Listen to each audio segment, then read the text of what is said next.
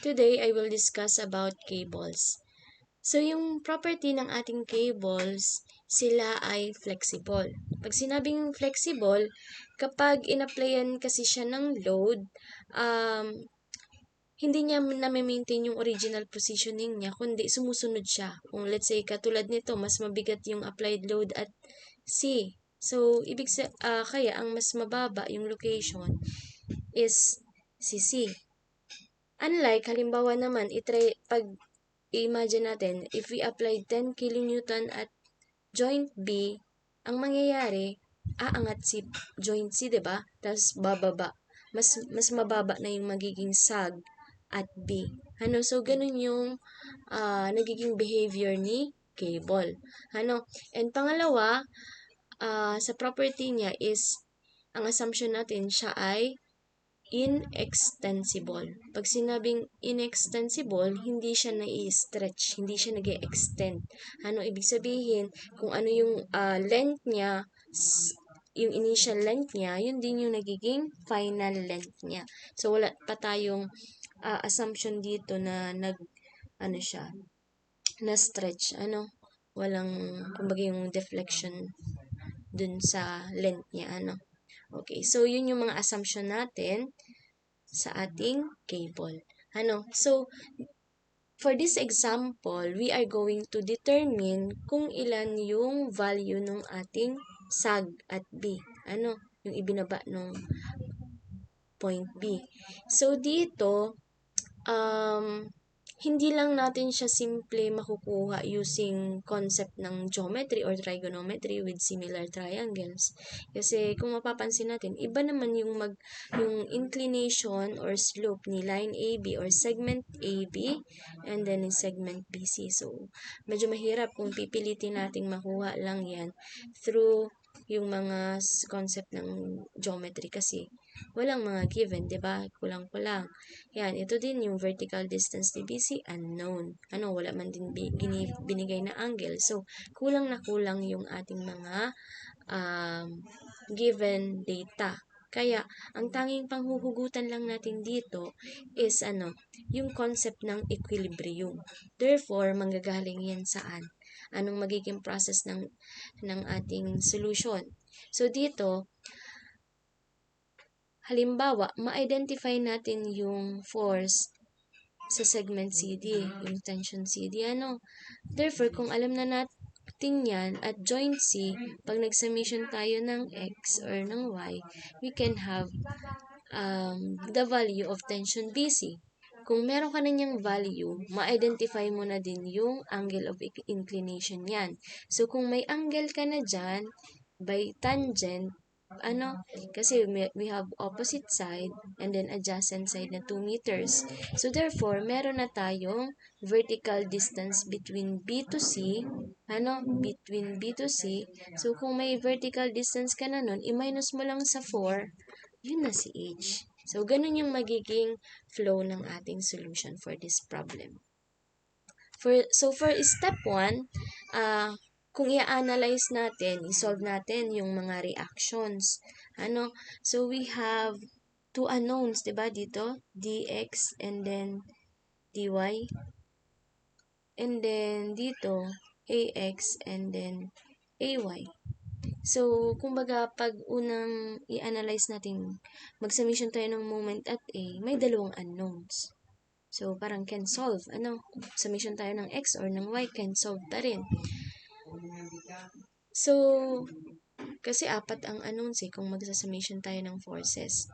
So, dito, ang diskarte, isa pa sa concept kapag cable, halimbawa dito sa joint na to, walang ibang nag-a-act. Yung support lang, tapos yung isang segment ng cable.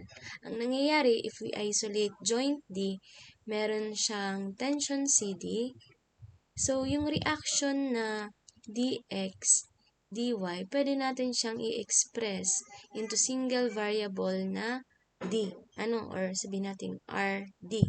So, dito, automatic, since silang dalawa lang yung nag-a-act dun sa joint na yun, si TCD is equal to RD. And since equal ang kanilang magnitude, malamang same din yung angle of inclination nila to maintain equilibrium. So, yun yung magiging solution natin. Step 1. So, pwedeng putulin ko to. Parang, truss. Putulin ko to. Then, may expose si TCD. And then, i-take ko yung left side. So, yung first step natin sa solution, we take summation of moment at A is equal to 0. So, sa case na to, since inclined si TCD, yung pagkuha natin ng moment niya at A, i-component na lang natin. So, dito, ano ba yung magiging component ni TCD?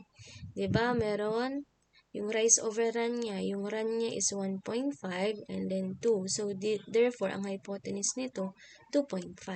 So, ito yung ating values ng component ni TCD. So, kaya pag nag-moment equation tayo, we have ang TCD, inuna ko dito yung x component niya. So, that is 1.5.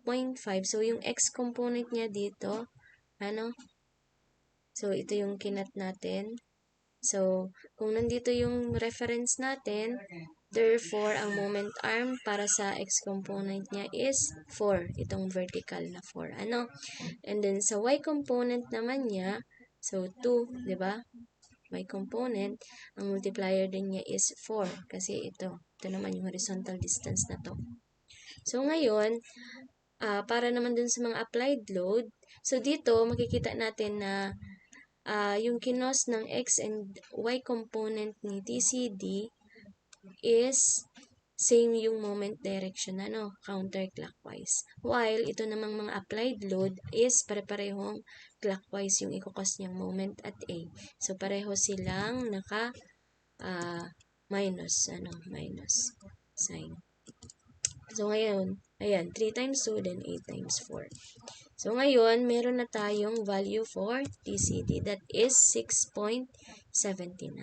So, ngayon, kung may computed value na tayo for TCD, now, anong sunod nating pwedeng gawin? So, dito, i-consider na natin si joint C. Itong joint C natin, i-separate na natin. Ikat natin to. Ito lang muna. So, ang present dyan si TCD and si TBC or si TCB. So, dito, para ma-identify natin yung value ni TCB, summation tayo ng X. Pero, we need two equations. Bakit? Kasi unknown yung slope ni TCB. Let's say this is theta. So, ibig sabihin, pag in-isolate, ito yung itsura niya. TCD, and then TCB. So, theta. So, may value naman na si TCD. So, ngayon, summation tayo ng X. Ang mangyayari, TCD, ang X component niya, 1.5. Diba kanina, inano natin to. Kinomponent na 1.5 over 2.5 minus, baka mag-ano pa kayo, lagay ng moment arm. Summation lang tayo ng forces ha. No need maglagay ng moment arm. So, dito, for the x component ng TCB, so, pakaliwa siya, minus. So, TCB cosine theta is equal to 0. So, for the summation of y naman, we have y component ni TCD, 2 over 2.5. And then, since pareho siyang pataas, plus din si TBC, sine theta, minus nung applied load at C na 8 kilonewton. So, that is equal to 0. So, we have two equations, two unknowns. Pwede ba tayong gumamit nung mode 5.1 sa Caltech, sa calculator? So, dito, tingnan natin yung format nung mode 5.1. So, mode 5.1. So, makita natin dito na yung mode 5.1, AX plus BY. So, ibig sabihin, yung unknown mo magkahiwalay. Diba dito, kumbaga ang magkahiwalay ay, diba si TCB, unknown, let's say this is X, tapos si theta is si Y. So, dito, yung standard equation na AX plus BY, hindi niya nasunod. So, therefore, limited yun. Ito, hindi natin to magagamit, yung mode 5.1. So, anong solution? Kailangan nating method of substitution. So, method of substitution ang magiging solution natin dito. So, ang mangyayari, i-express natin yung first equation in terms ni TCB. So, and then, pag nakuha mo na yun, i-substitute natin sa second equation, galing dun sa summation ng y. So, yan. So, class, dito, bakit pinili kong i-express kay TCB? Kasi kung ang papalitan mo ay yung theta dito, komplikado yung magiging final equation mo. Papahirapan mo din si calculator mag-shift solve. So, para mas simple yung magiging working equation natin, ang papalitan natin is si TCB. Kaya ito na. Pinalitan natin sa second equation si TBC. So, we have, ayan.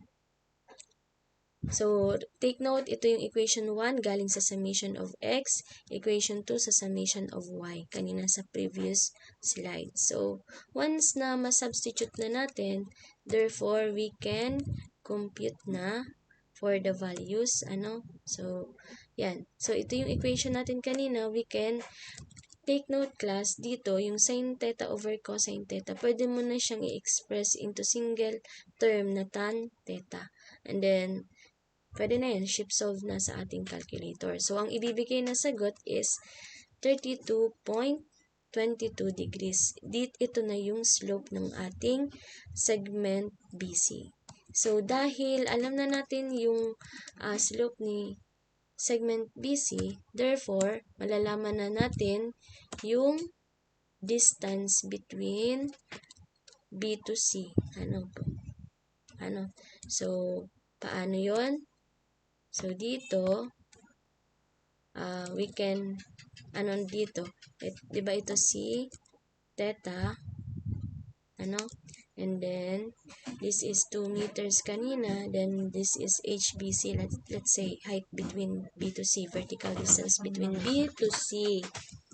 So, ngayon, let's have this equation. Tan theta, so bakit tangent yung ginamit nating trigonometric function? Dahil nga, ang concern lang naman natin is si opposite side and then si adjacent side. So, wag na natin i-involve si hypotenuse. Dahil hindi naman natin siya concern. Unless, tinanong yung pwedeng mamaya isali natin. Halimbawa, i-identify or tanong sa problem, what is the total length of the cable? So, required tayong kunin si length ni BC. Pero, for this problem, ang pinaka-aim natin is makuha si HBC. So, ayan na yung ating equation. So, we have HBC is equal to 1.26. So, sinubstitute lang natin yung computed values natin kanina na 32.22 degrees.